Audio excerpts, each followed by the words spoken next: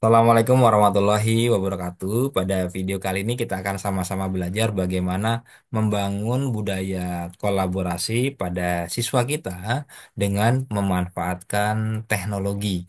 Bapak dan Ibu, kita bisa memanfaatkan teknologi untuk membangun budaya kolaborasi dari murid-murid kita dengan menggunakan berbagai macam aplikasi. Salah satunya kita akan memanfaatkan Canva. Dalam hal ini kita akan gunakan Canva dengan fitur whiteboard untuk membangun budaya kolaborasi dari murid-murid kita. Baik Bapak dan Ibu, saya mohon izin berbagi layar Bapak Ibu ya. Oke. Bapak dan Ibu, seperti biasa, karena ini adalah aplikasi berbasis web, maka saya menuju ke Chrome saya. Ini adalah tampilan Chrome saya, lalu saya ketikkan Canva di sini, Canva, enter, akan muncul tampilan seperti ini, lalu kita klik saja yang ini,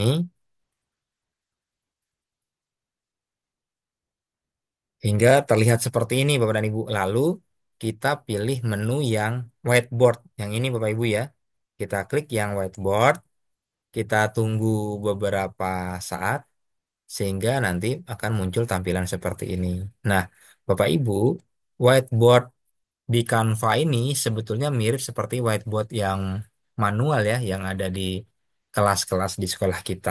Artinya kita bisa memberikan atau memasukkan tulisan, gambar, atau mungkin kita bisa masukkan video, animasi, dan sebagainya ke dalam whiteboard kita yang ada di Canva. Yang membedakan whiteboard dengan aplikasi desain Canva yang lainnya, misalnya presentasi dan yang lain, kalau kita menggunakan presentasi, itu kan dibatasi oleh sebuah slide, Bapak dan Ibu ya. Jadi kalau di slide itu sudah penuh, maka kita akan diarahkan untuk menambahkan slide dan seterusnya. Tetapi kalau di whiteboard ini, kita bisa gunakan papan ini secara penuh dan kita bisa eh, gunakan semua sisi dari whiteboard ini, Bapak dan Ibu. Ya, sebentar, Bapak dan Ibu, saya hide dulu, Bapak dan Ibu. Oke. Eh, jadi kita bisa menggunakan seluruh bagian dari slide tampilan dari whiteboard ini, Bapak dan Ibu. Nah, sekarang kita akan gunakan whiteboard ini untuk membangun kolaborasi dengan cara salah satunya kita berikan sebuah pertanyaan pemantik, kemudian nanti pertanyaan pemantik itu akan dijawab oleh murid-murid kita dan ini akan merangsang adanya sebuah diskusi dari jawaban-jawaban pertanyaan pemantik tersebut. Saya contohkan, saya tambahkan sebuah pertanyaan pemantik kepada Ibu. Saya punya pertanyaan yang ini. Sebentar, Bapak Ibu ya. Saya copy, lalu saya masuk ke sini. Oke, ini adalah pertanyaan pemantik saya. Saya besarkan mungkin hurufnya, lalu oke. Ini pertanyaannya, apa yang kalian pikirkan ketika mendengar kata adaptasi? Apakah kalian bisa memberikan contoh adaptasi dalam kehidupan sehari-hari? Nah, ini adalah sebuah pertanyaan pemantik yang nanti bisa merangsang kolaborasi dan diskusi dari murid-murid kita. Tentu saja dengan cara mereka menjawab pertanyaan ini. Lalu bagaimana cara mereka menjawabnya? Caranya adalah kita akan share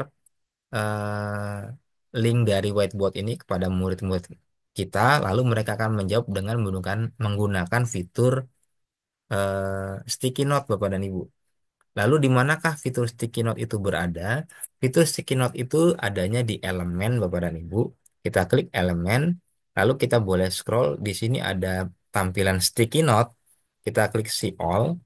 Muncul beberapa sticky note yang bisa kita gunakan. Saya contohkan, misal saya pilih yang ini. Oh, seperti ini langsung terlihat Bapak dan Ibu ya. Sticky note-nya terlihat di sini nama eh, akun Canva-nya. Kemudian di sini adalah tempat menuliskan jawabannya. Ya, karena ini masih di Canva saya sendiri, maka muncul nama saya, Bapak dan Ibu ya. Nah, selain itu, kita juga bisa memunculkan sticky note. Ya, ini misalnya saya hapus dulu, Bapak dan Ibu ya. Saya hapus di sini. kita juga bisa memunculkan sticky note dengan menekan huruf S di keyboard kita. Saya tekan huruf S, maka muncul sticky note Bapak dan Ibu. Lalu siswa bisa menjawabnya Bapak dan Ibu. Ya, saya contohkan ini misalnya siswa menjawab, ini misalnya Bapak Ibu ya.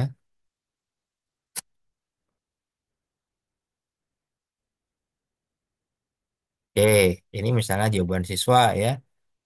Kemudian kita ingin siswa yang lain lagi. Nah, ketika kita ingin semua siswa bisa akses, maka kita perlu bagikan link whiteboard ini. Caranya kita klik share, lalu kita klik yang ini, yang segitiga ke bawah ini kita klik, lalu kita klik yang anyone with link ya, yang ini. Kemudian pastikan di sini aksesnya can edit, lalu kita copy link. Link inilah yang akan kita bagikan ke murid-murid kita. Saya contohkan, saya bagikan ke salah satu murid saya ya. Ini saya gunakan akun yang lain, saya pastekan di sini, saya tunggu beberapa saat. Ya, ini muncul ya. Saya coba gunakan akun saya yang lain, lalu saya tekan huruf S di keyboard saya.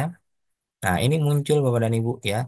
Yang tadi ini namanya Agusani karena memang pakai akun yang Agusani. Kalau yang satunya lagi ini pakai akun saya yang lainnya. Lalu kita tinggal tambahkan, maksud saya murid kita tinggal tambahkan jawabannya. Contohnya pakai yang ini.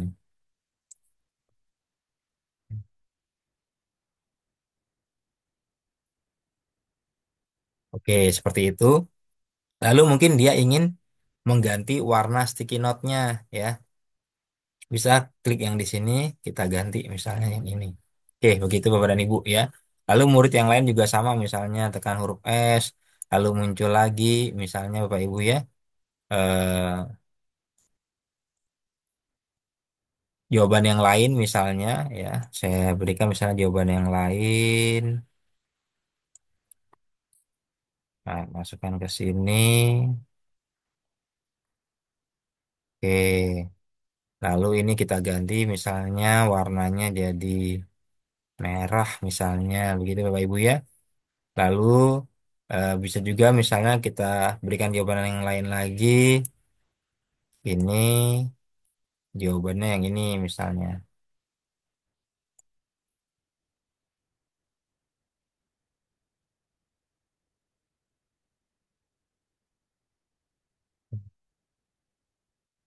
Oke, seperti itu Bapak dan Ibu.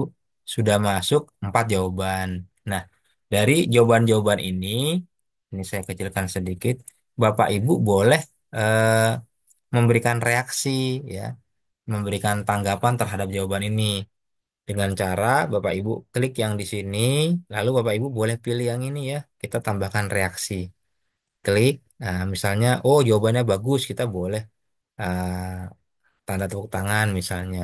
Lalu jawaban yang ini kita boleh kasih reaksi, misalnya jempol begitu ya. Yang ini kita boleh kasih reaksi, misalnya, ya yang ini misalnya Bapak Ibu. Yang ini kita berikan reaksi, misalnya sama jempol. Nah, kita bisa memberikan reaksi. Lalu Bapak dan Ibu, dari jawaban-jawaban siswa itu, kita boleh pancing mereka untuk saling berdiskusi terkait jawabannya. Lalu Bapak dan Ibu, yang menariknya di whiteboard ini, kita boleh blok semuanya Bapak Ibu. Setelah kita blok semua, kita boleh sort Bapak dan Ibu ya. Kita sort, nah kita boleh atur berdasarkan topik misalnya ya. Oh, kita coba berdasarkan topik. Kita tunggu Bapak dan Ibu hasilnya seperti apa. Oke, ada topiknya ada adaptasi hewan, adaptasi manusia, adaptasi tumbuhan, adaptasi cuaca. Dan ini secara otomatis menggunakan Canva AI Bapak dan Ibu ya. Seperti itu dari jawaban-jawaban yang ada. Ini saya eh, kembalikan lagi misalnya Bapak dan Ibu, kita juga bisa sort berdasarkan warna ya. Kita mau kumpulkan berdasarkan warna. Coba kita pilih. Oke ya. Warnanya kita bisa kelompokkan jadi sama ya. Saya kembalikan lagi misalnya kita sort berdasarkan nama Bapak dan Ibu ya. Kita klik berdasarkan nama. Nah, ini muncul ya. Oke, yang berdasarkan nama Agusani ya. Ini ada 3 berdasarkan nama Sani itu ada 1 orang begitu Bapak Ibu ya. Atau kita juga boleh sort berdasarkan reaksi yang kita berikan. Kita klik, nah maka untuk reaksi yang sama, maka dia dikelompokkan jadi satu. Ya, nah Bapak Ibu, ketika kita menggunakan sticky note secara manual, biasanya kan kita membaca lalu mengelompokkan ya, lalu kita buat kesimpulan ya. Setelah sticky note itu kita baca dan kita ajak anak-anak berdiskusi. Tapi Bapak dan Ibu, dengan menggunakan Canva ini, kita bisa minta buatkan Canva ini kesimpulan dari sticky note yang sudah dituliskan oleh murid-murid kita. Caranya adalah, saya ulangi, kita blok dulu semua. Oke, kalau sudah kita blok, kita klik yang ini, tanda magic write ini. Lalu kita bisa minta buatkan summary atau rangkumannya. Kita klik create summary, kita tunggu beberapa saat. Nah, di sebelah kanan ini ada rangkumannya Bapak dan Ibu ya. Rangkuman hasil rangkuman dari jawaban eh, murid-murid di sticky note ya. Rangkumannya, oh, adaptasi adalah ini ya.